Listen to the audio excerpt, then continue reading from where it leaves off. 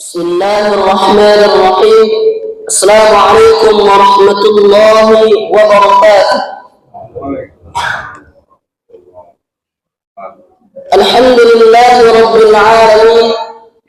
الحمد لله الذي جعل الشمس ضياء والقمر نورا وقدره منازل لتعلموا عدد السنين والحساب ما خلق الله ذلك إلا بالحق.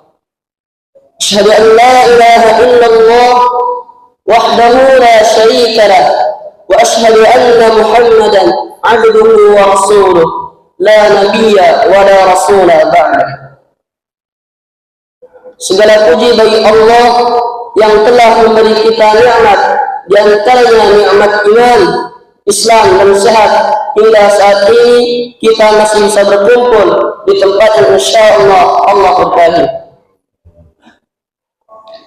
Salawat serta salam tercurah limpahkan atas baginda kita, Nabi Muhammad sallallahu alaihi wasallam yang telah membawa kita, yakni agama Islam, dari kegelapan hingga terang benderang penuh dengan kebahagiaan. Jamaah salat subuh yang dimuliakan Allah Subhanahu wa taala, berdirinya kami di sini akan menyampaikan sebuah hadis, yakni hadis Rasulullah sallallahu alaihi wasallam yang bertemakan jangan tertipu dengan amalanmu. Diriwayatkan dari Abu Hafs Umar bin Khattab radhiyallahu anhu, beliau berkata, aku mendengar Rasulullah sallallahu alaihi wasallam bersabda, innamal a'malu binniyat wa innama likulli imri'in ma nawa. Faman kanat hijratuhu ila Allah wa rasulih fa hijratuhu ila Allah wa rasulih. Wa man kanat hijratuhu lid-dunya yusibuha aw imra'atan yankihuha fa hijratuhu ila ma hajara ilaihi. Sesungguhnya setiap amalan harus disertai dengan niat. Setiap orang hanya akan mendapatkan balasan tergantung pada niatnya. Barang siapa yang niatnya karena cinta kepada Allah dan Rasulnya, maka hijrahnya akan sampai kepada Allah dan Rasulnya. Dan barang siapa yang hijrahnya karena menginginkan perkara dunia atau karena wanita yang ingin dia nikahi, maka hijrahnya hanya mendapatkan apa yang dia inginkan. Hadis riwayat Bukhari dan Muslim. Hadis yang mulia ini menunjukkan bahwa niat merupakan timbangan penentu kesehatan amal. Apabila niatnya baik, maka amalnya menjadi baik. Dan apabila niatnya jelek, amalnya pun menjadi jelek. Marilah wahai saudaraku, jangan kita tertipu dengan amal kita. Mari introspeksi, takutlah dengan berbagai hal yang akan merusak amal ibadah kita dan menjadikannya tidak bernilai di sisi Allah Subhanahu wa taala. Rasulullah sallallahu alaihi wasallam bersabda, barang siapa yang beramal ingin didengar, maka Allah akan memperdengarkannya. Dan barang siapa yang beramal ingin dilihat, maka Allah pun akan memperlihatkannya. Hadis riwayat Bukhari dan Muslim. Al-Imam Al-Faqih Ibnu Utsaimin rahimahullah ta'ala berkata, janganlah seseorang bangga diri dengan amalannya seberapapun yang sudah kau amalkan dari amal-amal kebaikan. Jangan pernah kau takjub dengan amalanmu sendiri. Amalanmu amatlah sedikit dibandingkan hak Allah atas dirimu. Jangan tertipu dengan amal kita, merasa sudah salat 5 waktu, salat sunnah rawatib, salat tahajud, salat duha, namun kita tidak khusyuk dalam salat itu. Rasulullah sallallahu alaihi wasallam bersabda, sesungguhnya orang mencuri yang paling buruk adalah orang yang mencuri salatnya. Sahabat bertanya, bagaimana ia mencuri salatnya? Beliau menjawab, ia tidak menyempurnakan rukuk, sujud dan khusyuknya. Hadis riwayat Ahmad, Al-Hakim dan Ibnu Khuzaimah. Jangan tertipu dengan amalan kita, merasa sudah puasa Ramadan, puasa sunnah Senin Kamis, puasa Yaumul Bid.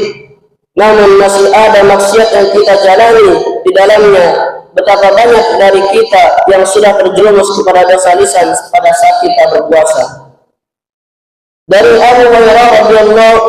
Abu Hurairah Rasulullah sallallahu alaihi wasallam bersabda, barang siapa yang tidak meninggalkan perkataan dan perbuatan dusta waktu berpuasa, maka Allah tidak menerima puasanya meskipun dia telah meninggalkan makan dan minumnya. Hadis riwayat Bukhari. Allah juga berfirman dalam kitabnya, barang siapa yang mengerjakan kebajikan baik laki-laki maupun perempuan dalam keadaan beriman, maka pasti kami berikan kepadanya kehidupan yang baik dan akan kami berikan balasan dengan pahala yang lebih baik dari apa yang telah mereka kerjakan. Quran surah An-Nahl surah ke-16 ayat ke-97. Dan Allah juga berfirman, dan ingatlah ketika Ibrahim meninggikan fondasi Baitullah bersama Ismail, seraya berkata, ya Tuhan kami, terimalah amal kami, sungguh Engkaulah yang Maha mendengar, Maha mengetahui. Quran surah Al-Baqarah ayat 27. Dan Allah Subhanahu wa taala juga berfirman, yang menciptakan mati dan hidup untuk menguji kamu, siapa di antara kamu yang lebih baik amalnya, dan Dia Maha Perkasa, Maha Pengampun. Surah Al-Mulk ayat kedua. Sebelum kita mengakhiri pembacaan hadis kali ini, alangkah baiknya kita bermunajat kepada Allah Subhanahu wa taala. Ala hadhihi an-niyyah kullu niyyah salihah. Bismillahirrahmanirrahim. Alhamdulillahi rabbil alamin. Hamdan syakirin, hamdan na'imin, hamdan yuwafi ni'amahu wa yukafi'u mazidah. Ya Rabbana lakal hamdu kama yanbaghi li jalali wajhika al-karim 'azim sultanik. Asyhadu an la ilaha illallah wa asyhadu anna Muhammadan 'abduhu wa rasuluh. Ya Allah yang Maha Besar dan Maha Kuasa, kami mohon kepada Engkau ya Allah untuk para musyrif, pemberi wakaf, orang tua asuh, donatur, pembina dan pengurus yayasan, pengurus ponpes, bapak, ibu salat subuh, Masjid Jalakan Abrar, dan umat muslimin dan muslimat.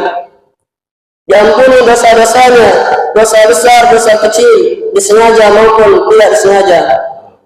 Diberi hidayah agar dapat melaksanakan semua perintahmu dan meninggalkan semua laranganmu.